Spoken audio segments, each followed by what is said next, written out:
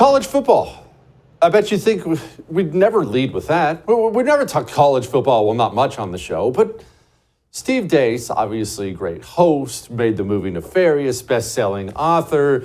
He was talking a lot about it today, and he talked about it so much it intrigued me why it actually matters, why you and I should maybe care. Steve, okay, first let's lead with this for the non-sports fans. College football realignment. What is that? What are you even talking about?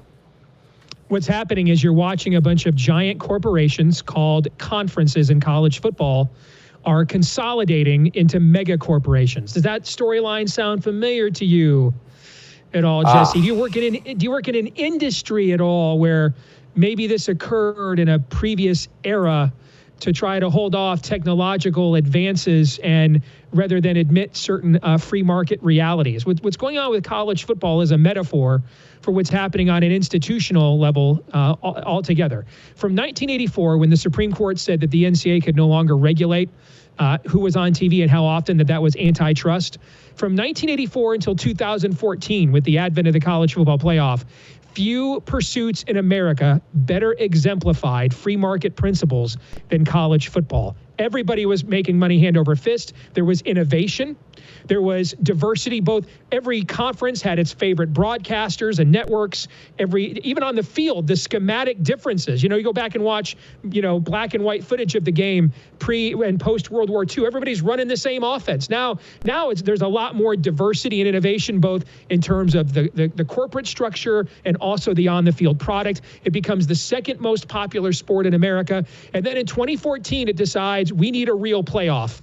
And it creates the second largest TV rights event in the country, other than the Olympics and the Super Bowl. And at that point, the money became so obvious and so huge that it just refused at the same time. All these progressive presidents refused to adapt. And so now the players are still, the labor, they're still operating under a generations old paradigm of an education for playing, even though the quality of that education is in the toilet, as you talk about a lot. The quality of education is not worth the paper it's printed on in many cases. And then the amount of money they're generating compared to the value of that education, the model is upside down.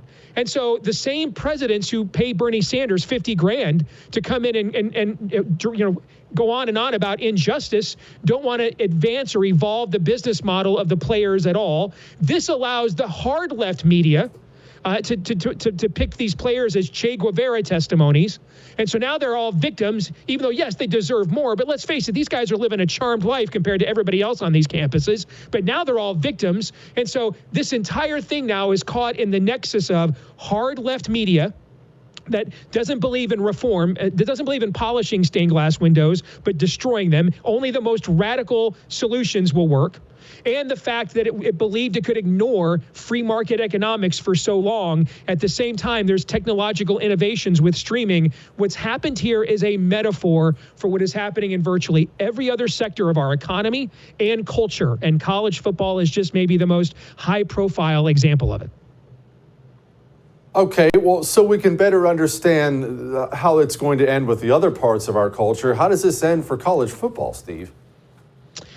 Well, you can either live by free market principles or die by something that will be even worse than what they will enact. I think a lot of times on the right, Jesse, over the years, we have preached markets as a salvationary construct. They are not. Free markets do not lift societies out of their immorality. We are for free markets in acknowledging the immorality of people, meaning that we need options, competition, checks and balances. Human nature cannot be trusted. It must be incentivized. These people called the Pilgrims landed here 700 years ago, and they wanted to live out the Book of Acts and keep everything in common. And the young men didn't want to work for the old men. And that first winter, half of them died. And the next winter, John Winthrop was like, shoot, man, I got to incentivize the young men to work. So here's what we're going to do. Everybody, like in the 12 tribes of Israel, every clan gets their own piece of land. The bigger clans get bigger piece of land. They got more mouths to feed. But the bigger your harvest next fall, the more land you will get. He incentivized them to work. He incentivized them to achieve. What happened? America was born with that decision. We have chosen to, on one hand, act as if free markets just magically make people people moral. They don't. Or we've acted as if free markets themselves are immoral. They're not. They're actually a construct that understands the morality of the human condition. But on these college campuses, at the same time that they were reaping in these billions of dollars, Jesse, all of their curriculum, all of their ideology was preaching against the very thing that was causing them to get wealthy. Sooner or later, that center cannot hold. Eventually, the reality of your worldview comes calling. Okay, Steve, these institutions they've taken over are so critical to us as a nation, well beyond college football. As you know, you talk about this all the time on your great show. What's the solution? Taking back the institutions or just saying screw it and building our own institutions? I think the first thing that must happen is punishment. The reality is that we don't have the wherewithal yet.